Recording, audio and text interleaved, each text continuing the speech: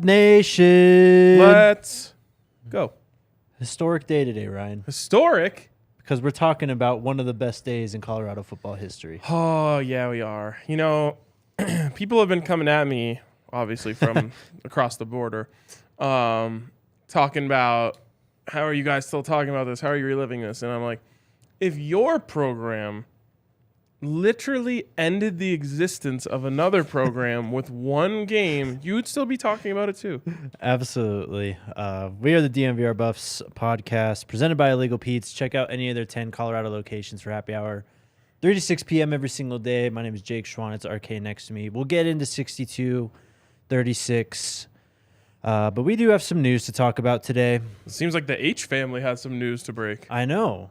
5-star defensive lineman. You can't say that without throwing a name out there, Yeah, man. and then I think it was Sean above who said Colin Simmons. Oh, okay. So Well, the news we're leading off with, though, is the Buffs are back in the number one spot in the transfer rankings. they thought they was going to get what we got. Yep, exactly. Go ahead. Yeah, rightfully so. We're back where we belong. Like I said, back when we fell out of number one, I was like, well, yeah, it's just a matter of time before they start ranking our guys. Right. That we'll get back in number one. We'll probably fall to number two again. Then they'll finally rate Jordan Dominic, and he'll get 4 stars like he should, and then we'll be right back on top. So, yeah, every player but 5 have been ranked. 3 of them are specialists, and then there's Tyler Brown, Jordan Dominic, the punter Mark Fassett from Louisville, Alejandro Mata, Jace Feely, also not rated.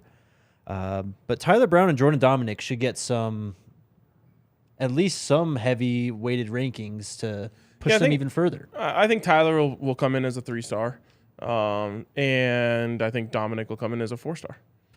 If you nearly get double-digit sacks in the SEC, you are a 4-star transfer. For sure. He's a grad transfer, too. So, I mean, the And guy then knows ball. I don't know how they probably won't rate the specialists. No.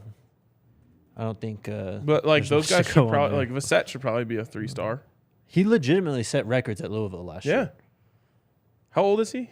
I think he's not. I think he's an undergraduate still. I think he only played 2 years at Louisville. But he came from Australia, so he could have his eligibility clock could have started at any time. We had a 30-year-old kicker on the team a couple of years ago. Oh, really? Yeah, from Australia. Was he good? He was solid and super nice guy. Well, there you go. Yeah. Good for him. Yeah. Going back to these transfer rankings, though, they Okay. are. Okay, go ahead. They are number one, but they are still a little bit behind just in terms of like top of the line talent. I mean, LSU, USC, Florida State, behind them in the rankings. All those schools have 8, 7, 4-star guys. CU only has 4, and of course Travis Hunter, the only 5-star. So, Yeah. And I think they'll have at least one more. another 5-star. 4-star. Oh, with Dominic. Yeah, exactly. Yep. Colin Simmons was who they were talking about. He is coming to the spring game. Well, there you 5-star go. defensive lineman. It's another one. They're going after the dogs in the 24 class on the defensive line. April 22nd, man. Can't come soon enough. Can't wait. I cannot believe I'm excited for the spring game. Me either, honestly. So Colin Simmons, 5-star consensus, 247 Sports. 5th overall recruit in the class. First edge, first Texas player. Oh, my God. From Duncanville High School in Duncanville, Texas. 6'3", 225. That is a lean edge right there. 45-plus offers. You name it. Alabama, all of them. Yeah. All number of them. one defensive Yeah. lineman? Is he number 1 DL or number 1 in Texas? Number 1 edge. Okay. So, Jesus. yeah. Like, maybe this, just based on positional value, like the second most coveted Yeah. position, the number 1 guy at it. For sure. He had 22.5 sacks last year. Oh, my God. It's a Duncanville school record. Class 6A Defensive Player of the Year. We don't even have 6A in Colorado. No. It's a different breed out there in Texas, man. Yeah. So there's that. Okay. And then we also have Marcus Goree. I'm assuming it's Goree. He listed a top 5 that included Michigan, Tennessee, Nebraska, CU, and Michigan State. Someone commented on that post. He's coming to CU because the first school spell out MTN, Mountain. Oh, my God. That's ridiculous. I want to say the Buffs had someone with that last name before. Goree, yes. I feel like that's a thing. Someone tell me if I'm wrong. Comments come through. Marcus Goree is 456th player overall in the class of 24. The 62nd athlete from Tennessee, Ryan. Okay. Bradley Central High School from Cleveland, Tennessee. One of the better recruits out of that state. I mean, Coach Prime's been hitting it hard all over the South, but it seems like Tennessee's been an area of focus of late. Am I ever wrong about these things? No. Nope. Eugene Goree. There you go. Defensive tackle for the Buffs. Won the Buffalo Heart Award, 6'1", 310. That's impressive. Buffalo Heart doesn't go to just anyone. That's a fun thing for people to know. There you go. Buffalo Heart Award goes to the player who, I guess, best exemplifies the spirit of the Colorado Buffaloes, and it's voted on by the fans. So it's, to me, it's like the most prestigious thing that you can win as a player. It's like you're the ultimate fan favorite, but not just like because you're good. It usually has to do with like the way you play. You know what I mean? What is it again? Buffalo The Heart? Buffalo Heart Award. Yep. H-A-R-T or H-E-A-R-T, I think. I'm trying to. I remember I got an email for the awards last year, so I'm trying to find out who won that award this year. Oh, I could probably tell you. I want to say Quinn Perry. Maybe. I don't know. What stuck out to me off the top of my head. I'll look through. I'll find it. Okay. The other news that we have, well, not really news. We wanted to debate this, but Cam Mellor of College Football Network posted his Brady Pac-12. Russell. Oh, Brady Russell. There Yep. you go. Of course. Yep. He posted his Pac-12 quarterback rankings, and we felt that Shedeur was actually rightfully placed. We don't have any complaints about this list. I wouldn't say rightfully placed, but it's hard for me to tell you why you're wrong. Mm-hmm. You know what I mean? Like, you're putting him behind Penix. Yep. I fourth. personally think that Shedeur might end up being better. But it's hard for me to make that case until it's happened. You know what I mean? Right. Cam Rising at 3, he revealed he tore his ACL. So that's going to be a storyline going through this offseason. Bo Nix at number 2, Caleb Williams. Number 1, of course, so Shedeur at 5, ahead of Jaden DeLaura, Colin Schley / Dante Moore, Cam Ward, and the rest. He's got a chance to kind of advance through the ranks and prove that he's up there with Michael Penix and the best in the pack. I think the thing that I read was wrong. I don't think he won the Buffalo Heart Award. I have the email pulled up. It's just there's 8,000 awards that they gave out. So, anyways, some of the notable winners: Bobby Purify, who we'll talk about in a Yep. second, Joel Klatt, Ryan Walters, coach of there Purdue. you go. So you got names that other people might know: Philip Lindsay It was Brady Russell. and Nate Landman. I told you that. Yep. Oh, I thought you said you didn't know. No, I was talking about Eugene Goree. Oh. Who there's got to be a relation between Eugene and Marcus. Well, You're not going to be able to Google it, though. you don't think so? No, I don't think so. Well, there you go. Lineage to see you. Let's talk Murfreesboro. He's from Tennessee, you said, right? Yeah. Goree? Yeah. So is Eugene Goree. Murfreesboro. I don't think it was Murfreesboro. Or Let me see if it- Murfreesboro. But still, Tennessee, last name Goree, Yeah. football player. Interested in CU? Yeah. Gotta Calling be. my shot here. At Gotta the very be. least, it's like a nephew. Have to be related in some capacity. All right. You ready to talk about 62 to 36? There's literally nothing that I'm more ready to talk about at all times of my life. Well, let's talk about DraftKings Sportsbook All right, first, an fine. official sports betting I'm partner also usually prepared to talk about that. of the NBA. Do the Nuggets play tonight? They do not, sadly. They won last night, though. They did win last night, and we got the Yoke triple-double. Shout out Mike Malone, because the Nuggets were up like 15 points late in the game, and they left Yoke in to get one more assist, so he could Nice. get the triple-double. There you go. Thank you, Mike Malone. Your DraftKings account thanks him. We got Buffs basketball tonight. Buffs, I think, are 4-point underdogs to ASU. Last time they played them earlier in the year, it was a heartbreaking loss. On the road. They played them in Boulder. No, but I'm saying this Tonight on the road, yep. one. Only 4-point dogs Only on the 4 road? points. Yeah. God, I wish this team didn't make me feel the way they have. They're just a complete wild card, though. Yeah. I mean, they really could cover 4. They could win this game outright. So. Yeah, but it just comes down to KJ, in Yeah. my opinion, and like he just hasn't been the same since he missed those few games with injury. And Tristan on the road, the splits they're not good home to road. Sad. Team's got to figure it out. But download the DraftKings Sportsbook app now. Use code DNVR, and you can bet on the Nuggets, the Buffs. With the promo code DNVR, new customers can get $5 and bet $5 and get $200 in bonus bets instantly. Only at DraftKings Sportsbook, an official sports betting partner of the NBA. Minimum age and eligibility restrictions apply. See show notes for details. Gambling problem? Call 1-800-522-4700. Also, shout out to our friends at Jive Hive. Jive Hive is a virtual dispensary on wheels that can deliver wherever you may be, at your work, at your home. If you've been partying, Jive Hive is the best way to get weed delivered to you directly. Just visit jivehive.com. That's JIVEHYVE.com. And get your order delivered the same day or schedule a delivery window. They'll be there to say hi. Head over to jivehive.com and enter your address to find out if Jive Hive can deliver to your door. Now serving in Aurora, Greenwood Village, Monument Fountain, and various areas of El Paso County. That's JIVEHYVE.com. Don't drive, Jive Hive. Where do we start with this, Ryan? Set the scene for us. I'll set you my scene. Okay. I'm 9 years old. Okay. My mom has a new-ish boyfriend. Mm-hmm. I like him a lot. My sister, a little more iffy on him. Mm-hmm. He invites me to go to the game with him. Huge move. I've never been more excited for maybe anything in my life. Yeah. It's obviously the day after Thanksgiving. Uh-huh. I don't think I slept a lick, dude. Yeah. I knew, like, I had like my outfit planned out on the bed. Just like one of the most. I don't think I've ever been this excited for a sporting event.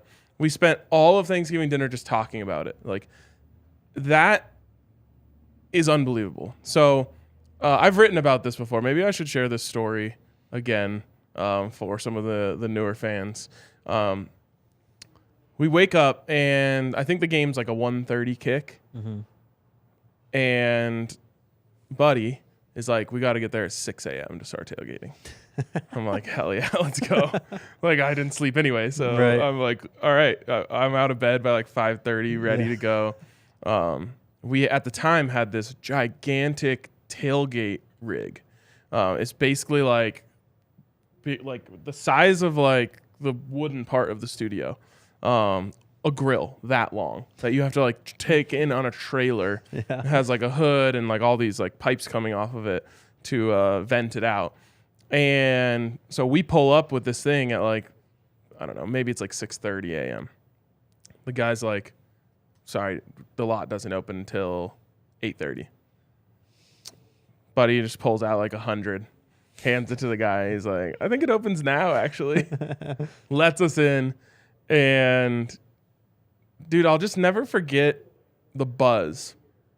I don't think I've ever felt anything like it ever since. It just felt like Boulder was the center of the college football world. Mm-hmm. Like all the cameras and, you know, the ABC, and you got Brett Musburger there. And like, I don't know if game day was there, but it had that sort of feeling and that sort of atmosphere around it. And it's why I'm sitting right here. Like, that game, I fell in love with college football in a way that like just could never be replicated by any other sport. And that's why I always tell everyone the Buffs are my first love. The Buffs are my first love, because there's just something about a college football game with those stakes that it has a different vibe and a different feel to it than, you know, anything else. Also, that's my stepdad now for, you know, my entire life since then. I've went to every game with him when I was a kid, going up until, you know, I went to college and I had my own tickets. But yeah, that game and that atmosphere in the stadium, I think is like, I've been chasing that high ever since that day, you know, 22 years ago. Yep. They hadn't won in 10 years, right? Yep. Since 1990, the national championship game. The last two games before that, they should have won. Mm-hmm. And they lost on missed field goals. So one, I was like, gosh, I want to say one, they missed the field goal, which sent it to overtime, and they lost because of that. And the other one, they like missed the field goal that would have been for the win, and they lost. Mm-hmm. So like there was hope for us, but Nebraska was number one, man. Yep. Number one. And Eric Crouch was the runaway Heisman. So people didn't, outside of Boulder, thought like, okay, well, they kind of missed their chance over the last couple of years. You know what I mean? And it was just like an angry atmosphere in the stadium, like that hate for Nebraska is very, very real. And back then it was even more real than it is now because the rivalry was fresh and still alive, and Buffs fans were so hungry to get that win. And this was sent to us by one of our followers, John Griffith, who sent us this article that was in the Lincoln Journal-Star that day. The headline is "Buffaloes Pose No Real Threat," which is hilarious. By the way, no media is more delusional than Nebraska media, just so you know. Okay. Can't wait. A couple things that really stood out to me from this article. So he says something along the lines like of Colorado beating Nebraska is about as likely as Eric Crouch getting pregame jitters, which I find to be hilarious because I'm pretty sure he starts the game 0 for 5 and has 7 carries for 0 yards. Yeah. So I think both of those things happen, pregame jitters. And then here's the other one that I love. Where is it? For all the bad luck and close calls CU has had against Nebraska, for all the hopeful Colorado media who say the Buffaloes will finally give them reasons to wave their faded black and gold pom-poms, and for all the heart they've shown while erasing the nightmare of 2000, the Buffs can't possibly match the Huskers' penchant for a put-up or shut-up game. Insane. And then the ball was kicked. And the very first play, Sean Tufts busts through the line, tackles Eric Crouch for a loss of 4 yards. That kind of set the tone. It really did. And one thing that I think I'll mention, I want to hear your reaction. I'll mention a lot of things that I feel like get lost in the shuffle. One of the things that gets lost in the shuffle is the Buffs had Ja'Shawn Sykes, who was an All-American linebacker. One of my favorite players ever growing up. He was like a linebacker, wore number 7, which was sick. Had the neck roll or like the cowboy collar and just was sideline to sideline flying around. He was hurt. And Joey Johnson had to step in at linebacker, and, Sean Tufts and Drew Walrus had higher, responsibilities because of it. And so for Sean Tufts to bust through the line and take him down on the first play, which, of course, the whole pregame, they're talking about how Nebraska scored on the first play like 4 years in a row, which is insane. And so they go -4 on the first play, and you're right. It just kind of, the crowd, dude, in that moment was insane. And so, yeah, that got things off on the right track. Real quick rewind, though. Just before the game, the broadcast, it cracked me up. The guy running out, like, with the Nebraska coach, literally asking him, what's your first play going to be? Yeah. What is that? Also, how about right before they toss it from, like, Bristol or wherever they are? Yeah. They go, both teams like to run the ball, and Nebraska does it a hell of a lot better. Yep. Not on this day. Nebraska quickly went 3 and out. Route was kind of on from there. Yes. The Buffs, I think, didn't really do anything first, second down, then third down. Bobby Pesavento had I don't remember who it was to, Matt Brunson. Yes. Gain of 26 yards. Corner route. Yep. This is something that I've watched this game so many times. Every time I see something new, and now that I think I've become a little bit more of a football nerd. Sure. I was like, oh man, you can clearly see that Gary Barnett and the offensive staff, which includes Eric Bieniemy, I'm sure you saw as running backs coach, and John Embry, they clearly saw the corner route was like a huge advantage for them. Yeah. And almost every passing play they hit was either a corner or a drag. It's like, we're just going to run a bunch of play action and get, mess with these linebackers and hit these corners and drags. And that was cool to see. On that note, Craig Bull on the sideline for Nebraska, too. Yep. Yeah, I love watching old games like that because it somehow always works out. They'll show a random assistant coach, and it's like, wait, I know that guy. 100%. He's been on TV a lot, or he's been coaching for X amount of years. 100%. The play after that 3rd and 7, Bobby Purify takes his first carry of the game, 39 yards to the house. Yeah, and they're like right up the gut, roasting. Brent Musburger can't get past the fact that he slows up on the 2-yard line. And I think it was Gary Danielson who had the best point. He's like, I think the hole was so big and there was so few people around him that he thought the whistle blew. Yeah. He looks over his shoulder like, is this happening right now? For real. That was what I got from it. It was almost like disbelief, or just like there has to be a whistle or something. There's no way I can run through the Nebraska Cornhuskers defense just untouched. And you know who was so desperately out of position on that play and on damn near every play for the rest of the game? The entire linebacking core? Jamie Burrow, Ooh. brother of Joe Burrow. Wow. Yes. I heard the name. I wondered that. Yes, Jamie Burrow. Joe Burrow's dad and both of his brothers played at Nebraska. Interesting. Joe Burrow wanted to go to Nebraska, and they didn't recruit him. Really? How insane is that? That is wild. He what a strange wanted twist of to fate. go to Nebraska, Yeah. and they did not recruit him. Insane. Ensuing drive, 2 plays in, Donald Strickland stands up, Duran Diedrich, forcing the fumble. It's just one of those classic scrums, man, where Oh, yeah. That ball was rolling. it was. And then it's one of those weird scrums where the ball's not even in the scrum. Like, Right. whoever picked it up, like, the scrum went over him, and he just had the ball. Yes. And then the ref saw it eventually. Oh, they're like, oh, wait, Colorado ball. Right He's there. like, I got it right here. Yeah. And that's one of those things where it's like when you go back and watch and you're like, what made this game this game? That fumble is like, Colorado has all the momentum. Nebraska fumbles it, which Nebraska, especially in those days, that was their Achilles heel, was fumbling the football. It was like the one thing that you always felt like, we can win this game if we force a bunch of fumbles. You know, it's kind of the option, right? You know, but Colorado then gets it, and the momentum meter, like they have in Madden now, is just like exploding. The fans are just beside themselves. The sound of that stadium is something I'll never forget. And like, I've only experienced that pitch of, and like I said, it's like that anger. Yeah. Like, that's why college football rivalries are so special. It was spiteful. Yes, there's hate in the sound of the fans. Yes. And in that moment, it was just like, this might be our day. So Matt Duran was the guy that recovered the fumble. Denver native also. Yeah, a lot of Colorado kids on that team, which I found to be interesting. And a lot of Texas. And, you know, we were just talking about recruiting the kid out of Texas, Simmons, right? Yeah. We were saying that was one thing that I noticed, you know, and it's always been a spot for us. Alfred Williams, Kanavis McGee, like these guys from Texas have always made a huge, huge difference. It'd be nice to tap back into that. For sure. Another takeaway I had just on the crowd.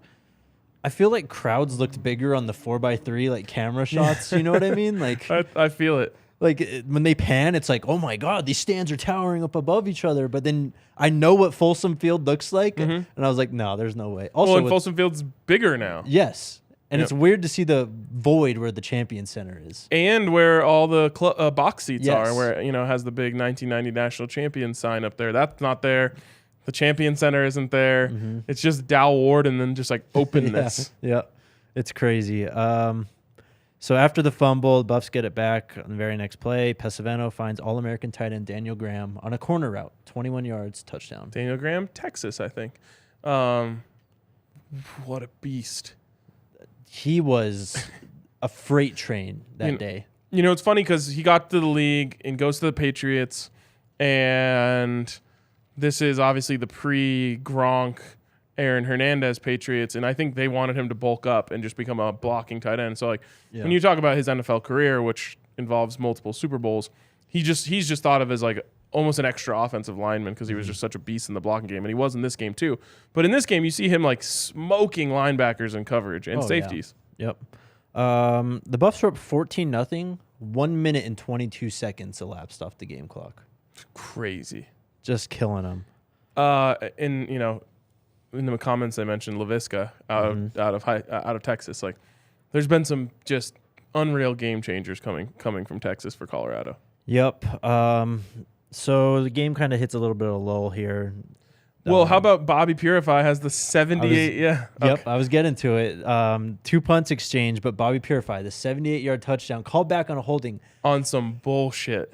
Dude, that was one of the biggest holes I think I've ever seen watching football. Yes, and there was not a hold there. No. Like, they call it in the center, right? Yeah. Yeah, I watched it. Even both the announcers like, I don't know if I see anything there.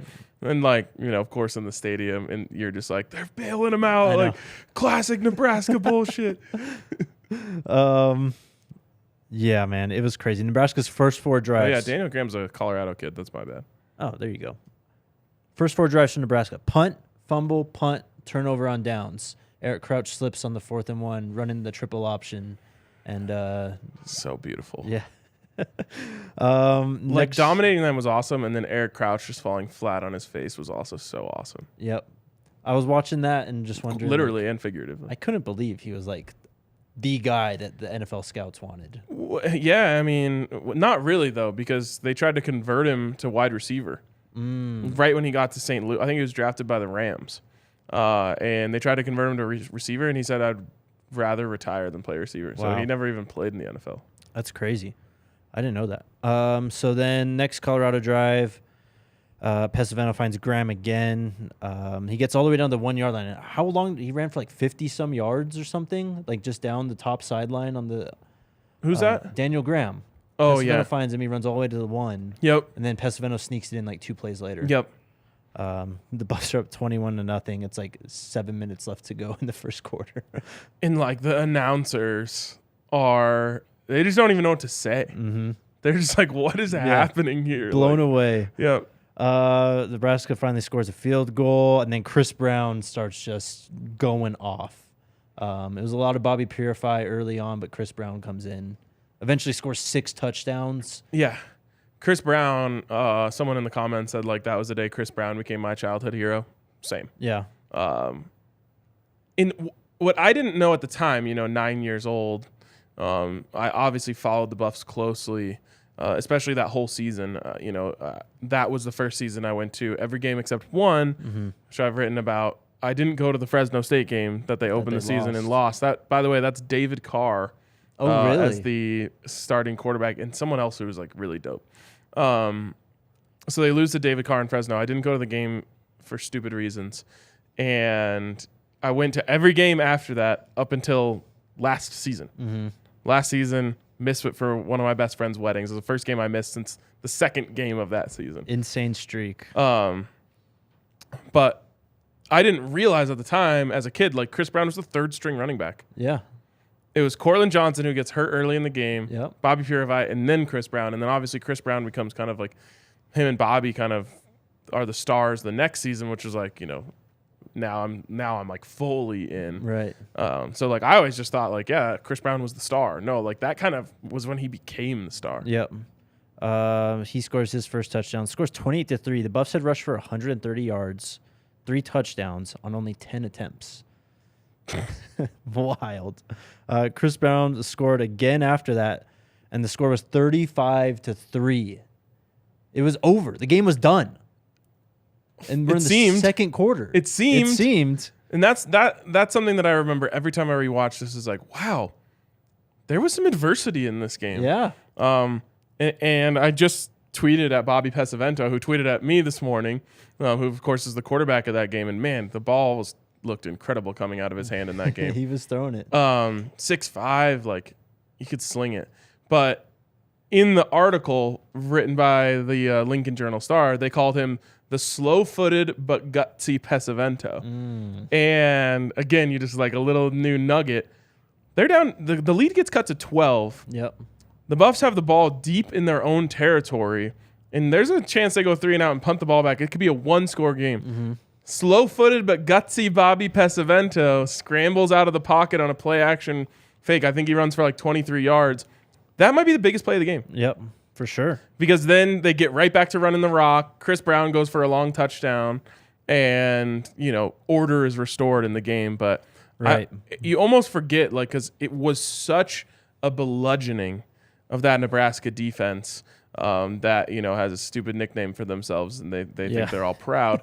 That you forget that for a second there, it was like, oh no. Are they going to get back in this? Right. So, yeah, at halftime, CU goes in up 42-23. Nebraska gets the ball to start the half, and they have a drive.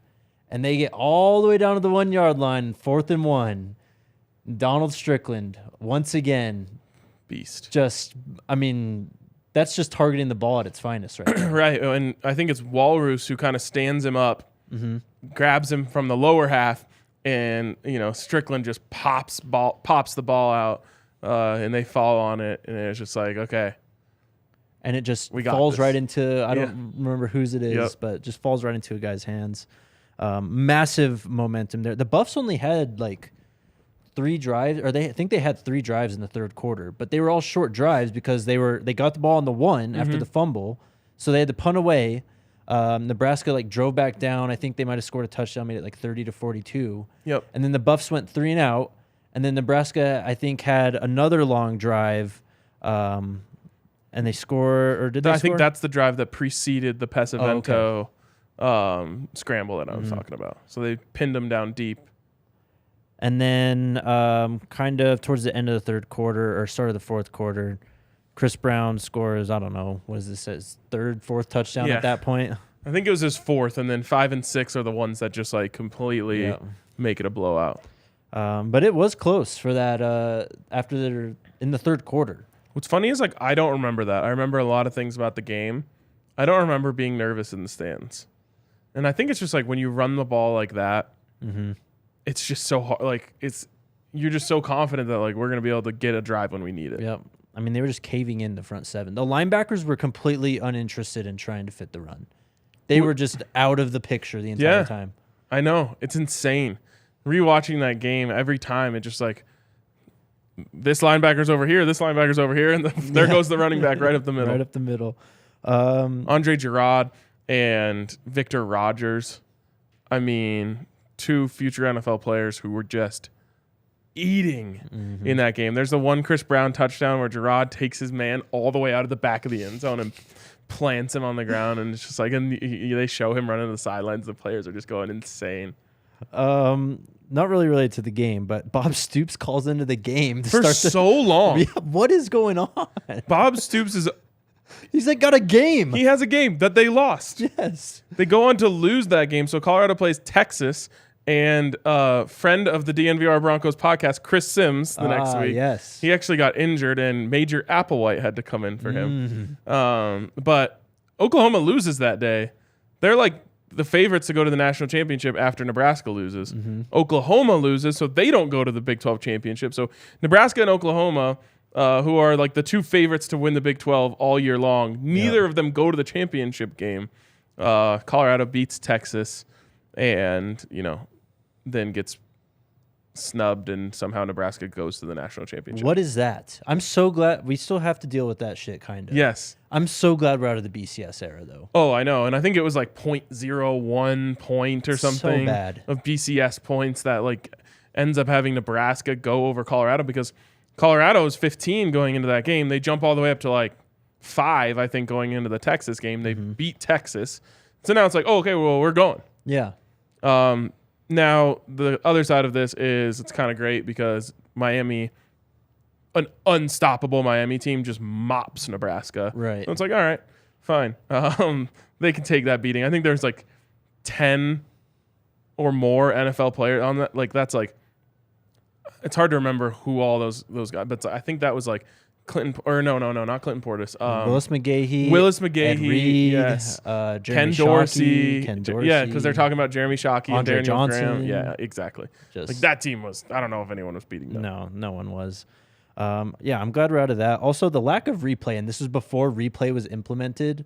I don't remember which play it was, but in the third quarter, it was a Nebraska catch that they just decided, nope, just incomplete. They don't even look at it. They don't show a replay.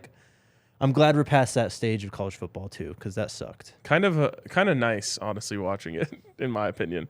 It's just whatever the call is, that's what it is, and you don't even get a replay that shows whether they're right or wrong. I get it, but it's frustrating, man.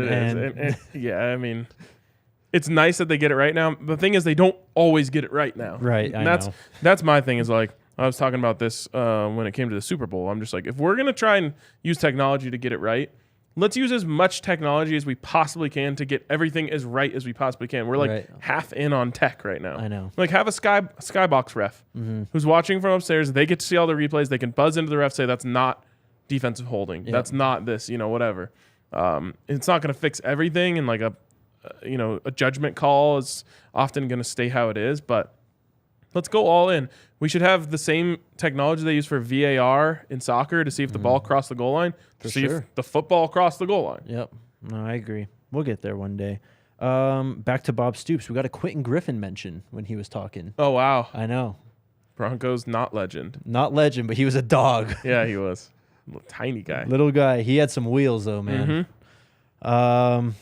Man, I think we actually kind of covered everything there. Anything else you want to touch on before we talk to the people? A couple just like fun things that I remember about that game. The Jumbotron operators had the game of their lives.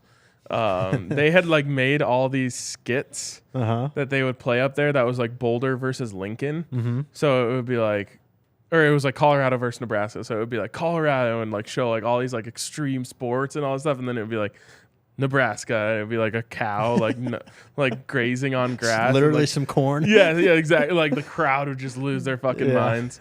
That's something that always sticks out to me. I wish I could I bet you they still have those files somewhere. I want to like relive those. Bring them out this year. Exactly. And just like the elation after the game was like nothing else. Like we went back out to the tailgate spot, which is right outside of the stadium after charging the field.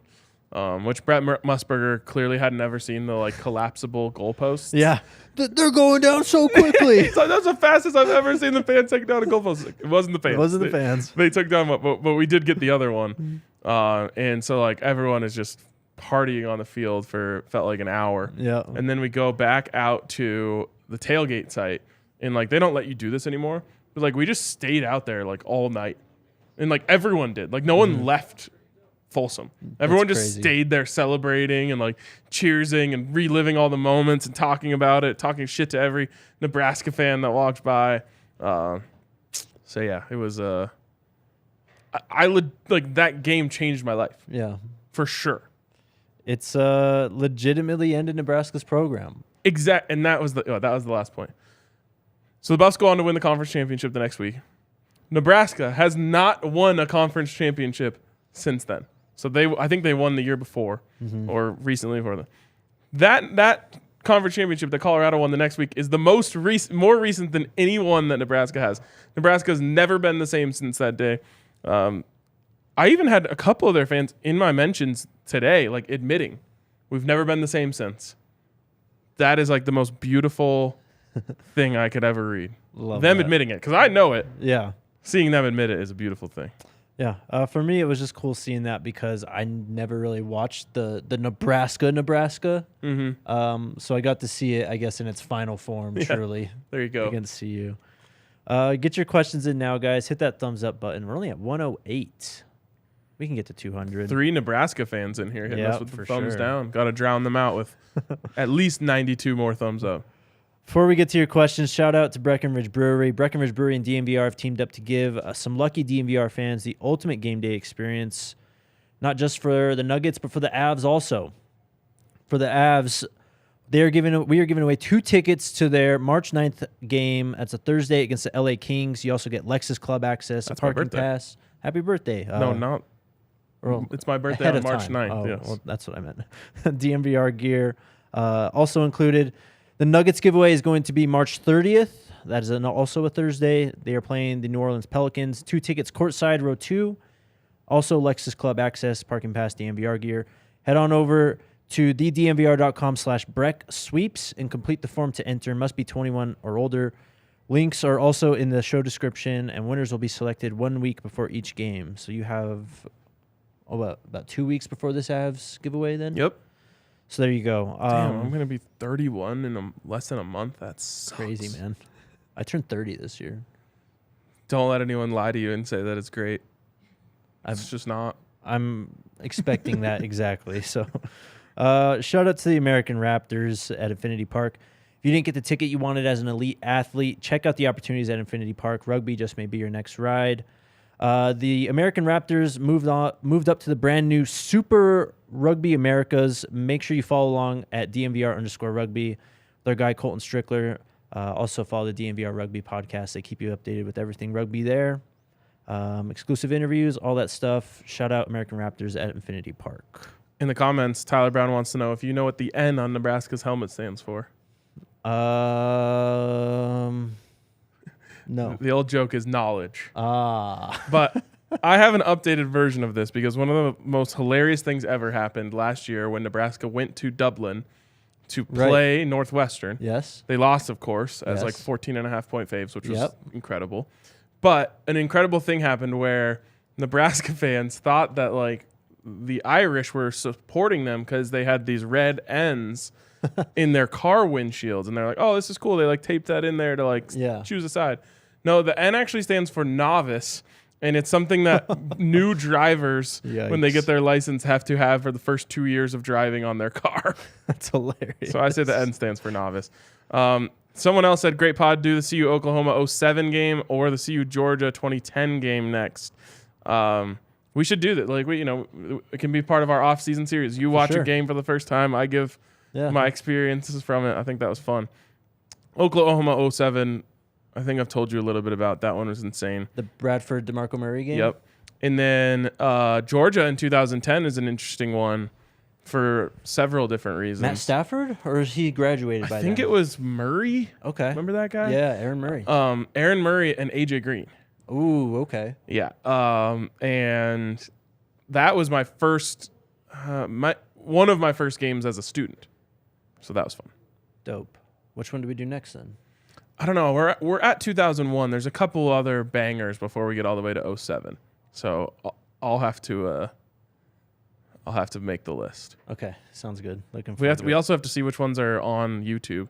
That's true. I know our guy Ted, who went into the archives to find that picture of me. Yeah. The other day he's the king of the archives of what's available on YouTube. So I'll hit him up. There we go.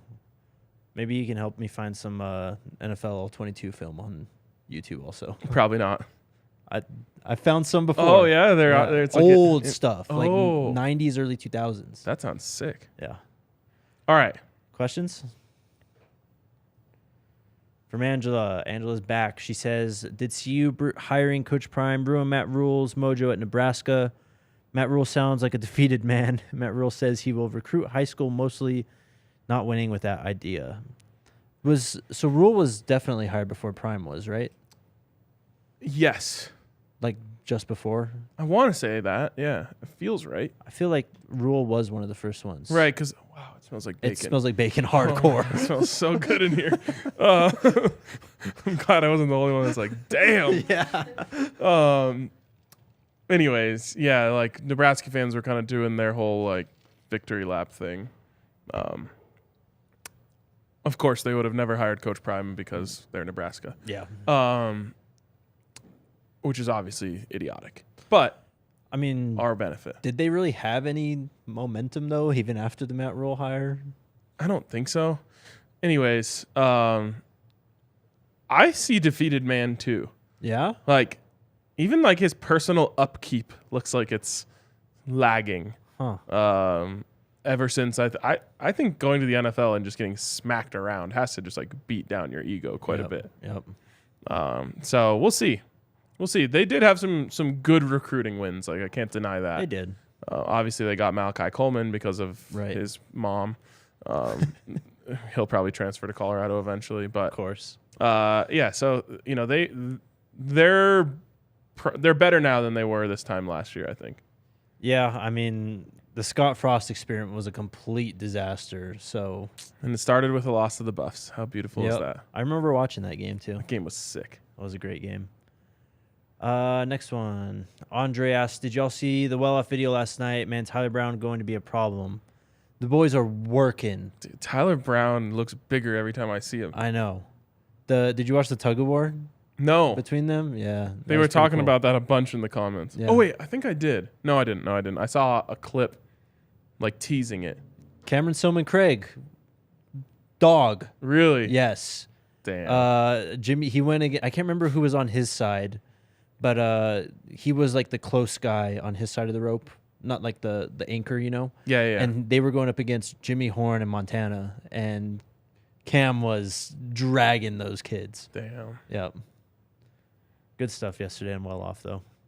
Bucky's part killed me. Oh, God. Explaining his trip from Denver to Boulder in the snow yesterday. That's hilarious.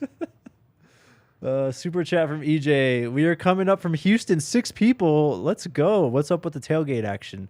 We will have more information on that next week. Keep it tuned here. We'll let you know everything you need to know. But we can't wait to hang with you, EJ. And also thank you for the generous super chat. Yep. Appreciate you. DC. We're already getting hit up like businesses are interested in partnering with us for the spring game. And it's just like every time I hear shit like that, it just blows my mind. It's wild. Maybe we get illegal Pete's out there?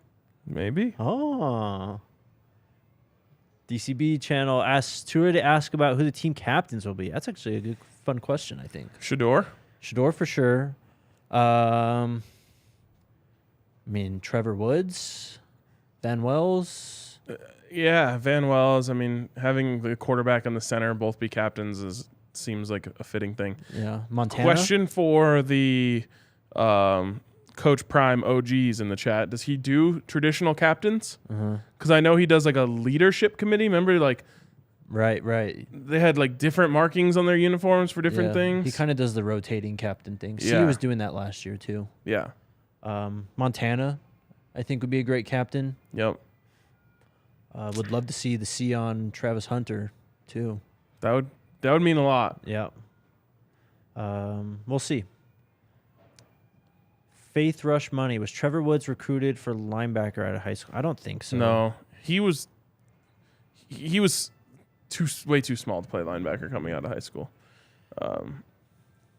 I think you could get him up closer to the line of scrimmage, but his build isn't built for a guy who can like add 20, 30 pounds and become a linebacker. Yeah, he was recruited as safety, listed at 6'1", 190, so probably a little bit smaller than that coming out of high school. And that, I mean, what do you think? I mean, I guess if you got him up to 220, 225, you could theoretically have him play linebacker. Right. Well, I think he's around there or listed at that on the Colorado website. What's Demoy Kennedy listed at? He was like 6'2", 225. So there you go. He's kind of a slim for a linebacker. Yeah, Trevor Woods only listed at 200. That's what I mean. Yeah. And so you're going to put it doesn't make sense to me. He looks like a safety, though. When you look at him. He plays like a strong safety. Yeah, he doesn't look like he'd get washed out at linebacker. Yeah. All due respect, but. And I mean, he could do some things. Right. But yeah, when you go up against a team who wants to get their offensive lineman to the second level and he's having to like take on blocks from a center. Yeah, like Utah or Oregon, like with Trevor Woods at linebacker is a bad recipe. Yeah, so I think what a lot of people are trying to do is like there's a log jam at safety, right? Yeah, they're trying to say like, okay, we believe you that Trevor Woods is good. Can he play a different position? Yeah. And I think maybe you can use him at that fifth, that star, star role a little more coming off the edge or whatever, lined up tight, but he's going to play safety. Yep. Next question from Darren. Who's the better quarterback, Cordell Stewart or Darian Hagan? Cordell? Not a fair comp. Cordell Stewart by a lot, but that's because Darren Hagan was an option quarterback. I mean, he literally what was the story? I think it was Charles Johnson. Yeah, when Charles Johnson wanted to step away from the football team going into his senior year, right? Darian Hagan said, "No. You be the starting quarterback. I'll move to running back." Like that's how good of a runner Darian Hagan was. Yeah. He was just like, I can play either one.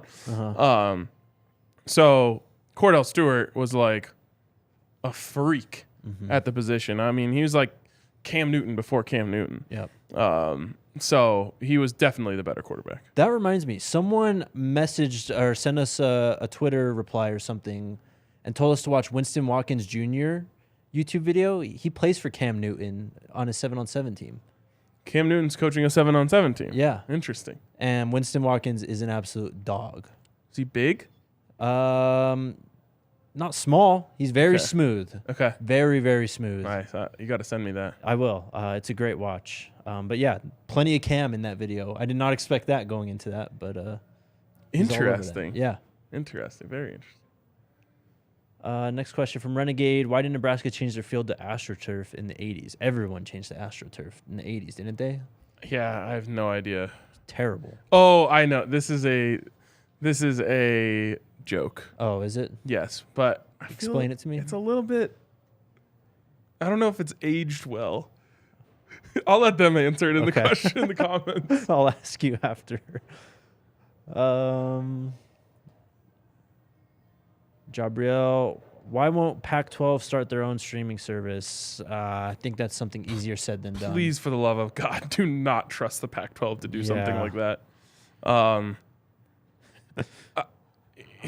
It's not very easy. I mean, honestly, Alyssa might be able to speak to this a little bit about like a independent entity trying to create their own streaming service. Like, it's not that simple. No, you'd have to pay so much money for it too, likely. Yeah, for sure. Because, like, it's been one of those things that's discussed in the altitude, dispute. Is like, why doesn't altitude just create their own streaming service? Like, right. The cost of that is a lot, but also the operations that you have that go into running something like that. I for one do not trust the Pac-12 at all to put a good product together when it comes to that. Like, I've used some bad products when it comes to streaming services, and I'd almost just rather illegally stream it. Yeah, yeah. Than like have to deal with some shitty product that like doesn't work half the time. That question reminded me of a Sicko's Committee tweet that I just retweeted. And he's at the gas station with one of those screens that's showing the weather and whatever, like TV and whatnot. And he says, excited to get the Pac-12 network along with my weather and a car wash here next year. Oh, my God. That's so fucked up. Oh, man. Come on, Pac-12. Step it up. Step it up. Big Teasy back again with the super chat. Coming through for the spring game tailgate. See you. Let's go, Big Teasy. We're going to have to turn up that so tailgate, lit. bro. It's going to be so lit. This is going to be like human history, the most lit spring game tailgate ever. It's going to set the expectations for the Nebraska game so high for me. And I'm willing to bet that those expectations are exceeded by what happens. Yep.